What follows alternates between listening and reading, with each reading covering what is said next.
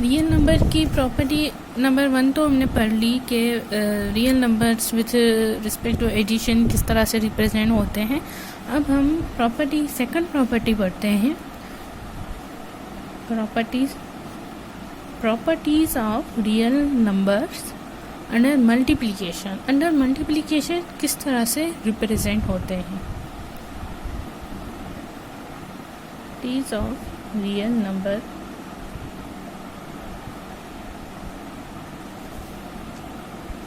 with respect to multiplication।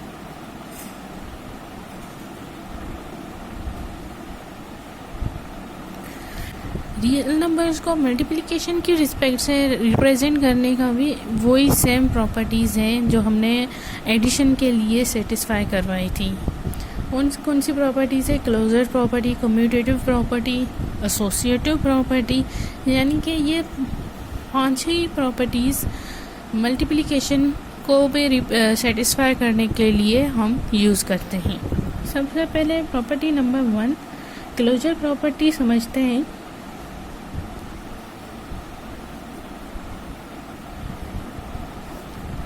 Closure property with respect to multiplication जो है, फर्ज कर लिए ए और B belongs real number for all A B कोई नंबर्स हैं जो बिलोंग कर रहे हैं रियल नंबर्स के। यानी कि जो क्लोजर प्रॉपर्टी होनी चाहिए वो इस तरह से ए और एलिमेंट और बी एलिमेंट, इसके बीच में कोई साइन नहीं है, या हम डॉट रख लें या कोई कुछ भी ना लिखें तो इसका मतलब ये हुआ कि ये आपस में मल्टीप्लाई हो रहे हैं। ठीक है, एग्जाम्पल से समझ लेते हैं।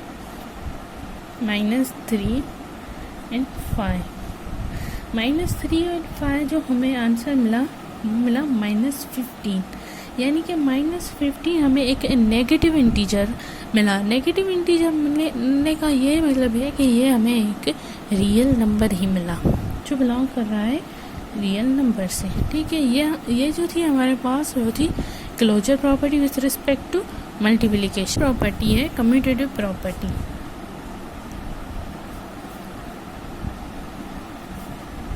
कम्यूटेटिव प्रॉपर्टी जिस तरह से हमने विथ रिस्पेक्ट टू एडिशन समझी थी, अब विथ रिस्पेक्ट टू मल्टीप्लिकेशन समझेंगे।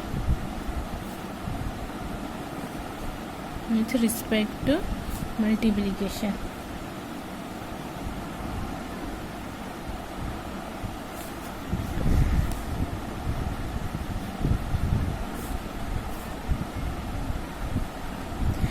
यानी कि commutative property with respect to multiplication में हमें क्या करना होता है कि जिस तरह से ए बी कोई रियल नंबर्स है और ए बी को हम मल्टीप्लाई कर रहे हैं तो उसका आंसर भी वैसे ही आना चाहिए जिस तरह से हम बी ए को मल्टीप्लाई करें।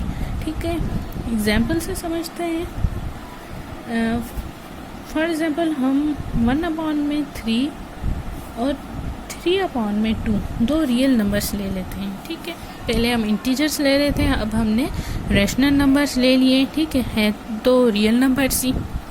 तो अब हमें इन्हें सेटिस्फाई करके देखते हैं कि ये जो है इक्वल हो रहे हैं, तो इसलिए हम क्या करेंगे 1/3 मल्टीप्लाई बाय 3/2, 3/2 मल्टीप्लाई बाय 1/3। हमारे पास आंसर आया 1/2 which is equal to 1/2, यानी कि commutative property with respect to multiplication satisfy.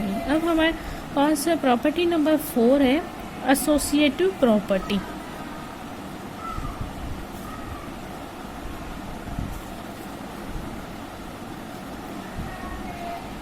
Associative property with respect to multiplication.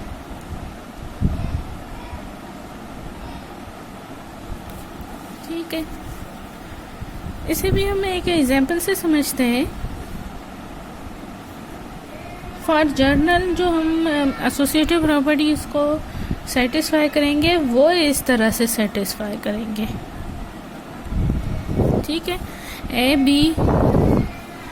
B को पहले मल्टीप्लाई करेंगे फिर बाद में उसे सी से मल्टीप्लाई करेंगे, या फिर हम बी सी को मल्टीप्लाई करके ए से मल्टीप्लाई करें तो जो आंसर आना चाहिए दोनों साइड से वो इक्वल आना चाहिए। ठीक है, तो एक एग्जांपल से समझते हैं।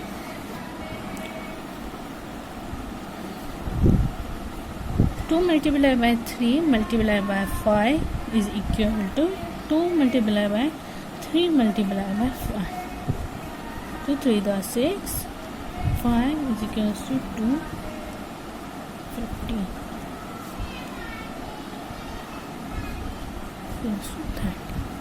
ठीक है, यहाँ पे क्या आ गया 30 इज इक्वल टू 30, यानी कि दोनों लेफ्ट एंड राइट साइड्स जो थी वो हमारे पास इक्वल आ गई।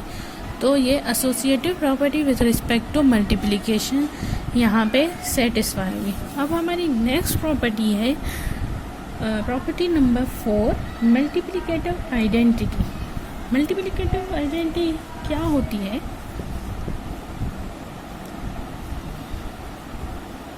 Multiplicative identity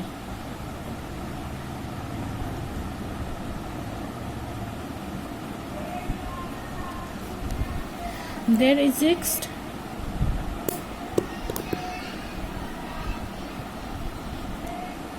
a unique real number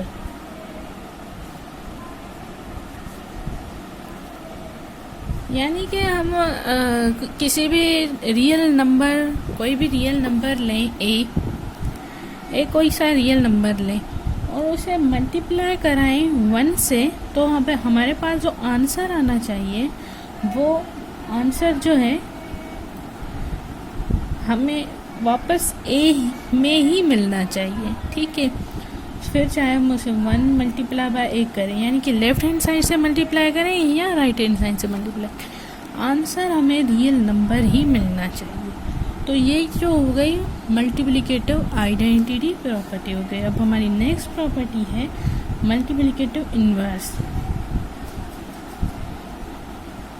multiplicative inverse उसमें क्या करना होता है, यानी कि जिस तरह से कोई भी रियल नंबर है ए, उसका क्या करना चाहिए, उसका इन्वर्स मल्टीप्लिकेटिव इन्वर्स जो है एग्जिस्ट करना चाहिए। ठीक है, ए उसका जो मल्टीप्लिकेटिव इन्वर्स एग्जिस्ट करना चाहिए, जिसे हम लिखेंगे 1/a। कोई सा भी नंबर लिया और उसके इन्वर्स से हम मल्टीप्लाई कराएंगे तो हमें आंसर जो आना चाहिए वो आंसर 1 में आना चाहिए। ठीक, इस तरह से a × 1/a is equal to 1। एक छोटी सी एग्जाम्पल से समझ लेते हैं। जैसे कि हमने 5 लिए, 5 मल्टीप्लाई बाय 1/5, वापस हमें मिला आंसर 1/5 मल्टीप्लाई बाय 5, यानी कि इसे भी कर लें 1 ही मिला। यानी कि दोनों ही साइड से यह आंसर सेटिस्फाई कर रहा है। तो ये जो है हमारे पास multiplicative inverse with respect to multiplication satisfy हुआ। यानी कि जो हमारी second property of real numbers थी उसकी ये 5 प्रॉपर्टीज़ थी जो कि हमने सेटिस्फाई कर ली। अब हम मूव करते हैं third property of real numbers और डिस्ट्रीब्यूटिव प्रॉपर्टी ऑफ मल्टीप्लिकेशन और एडिशन। यानी कि हमारे पास प्रॉपर्टी इस तरह से दी होती है, a प्लस में b equal to ab plus ac। ये क्या हो गई, ये distributive property of multiplication over addition, ये लेफ्ट डिस्ट्रीब्यूटिव प्रॉपर्टी हो गई। और अगर हम करते हैं, यानी कि ये जो रियल नंबर है ये लेफ़्ट साइड पे है, तो इसे हम कहते हैं कि ये लेफ़्ट डिस्ट्रीब्यूटिव प्रॉपर्टी है। और जो ए नंबर है वो इस तरह से लिखा जाए a plus B C AC BC, ये जो हो गई ये हुई हमारे पास राइट डिस्ट्रीब्यूटिव प्रॉपर्टी। लेफ़्ट और राइट डिस्ट्रीब्यूटिव प्रॉपर्टी जो होती है वो इस तरह से होती है कि लेफ़्ट हैंड साइड पे लेफ़्ट हैंड साइड और राइट हैंड साइड पे कोई भी नंबर्स हम एडिशन करवाएंगे, मल्टीप्लिकेशन ओवर एडिशन करवाएंगे, उसमें डिस्ट्रीब्यूटिव प्रॉपर्टी अप्लाई करेंगे तो ये जो आंसर आना चाहिए both left hand side and right hand side वो इक्वल आना चाहिए। ठीक है, एक एग्जांपल लेते हैं हम। एग्जाम्पल लेते हैं 3, इनकी लेफ्ट हैंड साइड देखते हैं।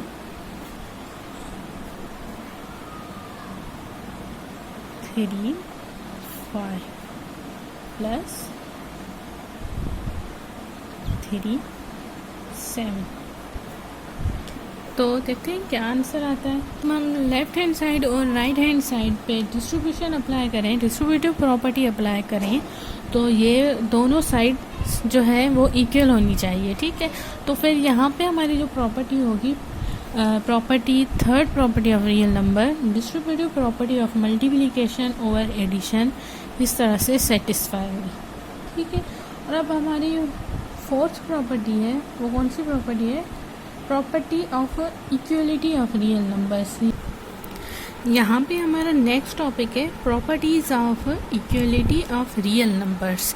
यानी कि रियल नंबर्स जो होते हैं जब उनमें इक्वलिटी साइन होगी, जब आपस में वो इक्वल होंगे तो उनकी क्या प्रॉपर्टीज़ हैं, ये सब जो है हमारे पास इक्वलिटी ऑफ रियल नंबर्स की प्रॉपर्टीज़ हैं। तो पहली प्रॉपर्टी है प्रॉपर्टी नंबर 1, रिफ्लेक्सिव प्रॉपर्टी। यानी कि अब हमारे पास एक रियल नंबर हो ए, फर्ज करते हैं एक हम ए रियल नंबर है तो ए जो है वो ए के ही बराबर हो, यानी कि 7 नंबर है, ठीक है, वो भी बराबर होना चाहिए, 7 के ही इक्वल हो, तो उसे हम कहते हैं ये रिफ्लेक्सिव प्रॉपर्टी है।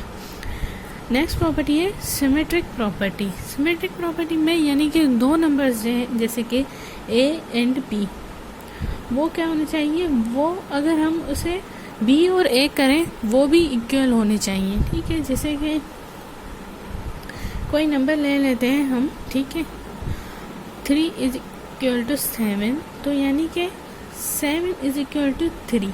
इस तरह से सिमेट्री उनमें शो होनी चाहिए, तो इसे हम कहते हैं symmetric property.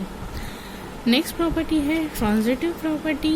A equal to B, A equal to B and b is equal to c, which implies that a is equal to c। यानी कि a कोई भी नंबर है, b ये दोनों नंबर है, ये दोनों इक्वल होने चाहिए, और b और c जो है नंबर है ये दोनों बराबर होने चाहिए, तब जाके a और c जो होंगे वो बराबर होंगे। इस प्रॉपर्टी को हम कहते हैं ट्रांजिटिव प्रॉपर्टी। अगली प्रॉपर्टी है एडिटिव प्रॉपर्टी। यानी कि जब ए और बी को इक्वल करने के लिए हम क्या करेंगे कि ए प्लस सी में सी जो है ऐड कर देंगे। यानी कि यहाँ पे देखें कि 3 जो है वो 7 के इक्वल नहीं है, ठीक है, तो इसे हम इक्वल करने के लिए एक और नंबर ऐड कर देंगे सी, जिसे हम कहेंगे ये एडिटिव प्रॉपर्टी हुई। मल्टीप्लिकेटिव प्रॉपर्टी में भी वैसे ही करना होता है, जैसे कि ए इक्वल टू बी हमें लाना है, तो उसे हम क्या करेंगे, एक सी रियल नंबर मल्टीप्लाई कर देंगे। मल्टीप्लाई करने से ये हमारी मल्टीप्लिकेटिव प्रॉपर्टी प्रूव हो जाएंगी। और हमारी नेक्स्ट प्रॉपर्टी है कैंसिलेशन प्रॉपर्टी फॉर एडिशन। यानी कि एडिशन में कैंसिल कोई भी नंबर है जो अगर सेम नंबर्स आ गए हमारे पास तो हम उन्हें कैंसिल किस तरह से करें। जैसे कि 3ABC रियल नंबर है, ठीक है, अगर वो इस तरह से है A प्लस में C is equal to B plus में C, तो C क्या है, C और C लेफ्ट हैंड साइड और राइट हैंड साइड दोनों जो है एक जैसे हैं। यानी कि अगर C जो है इस साइड आएगी तो वो माइनस C हो जाएगी, प्लस और माइनस कैंसिल हो जाएंगे, तो ये A is equal to B, यानी कि A जो है वो B के बराबर आ जाएगा। ये जो प्रॉपर्टी थी हमारी कैंसिलेशन प्रॉपर्टी फॉर एडिशन थी, ठीक है। यहाँ तक जो हमारे पास था एक्सरसाइज 1.2 को स्टार्ट करने का एक डिटेल में इंट्रोडक्शन था। अब एक्सरसाइज के जो मज़ीद क्वेश्चंस आएंगे हम आसानी से समझ सकते हैं और कर भी सकते हैं।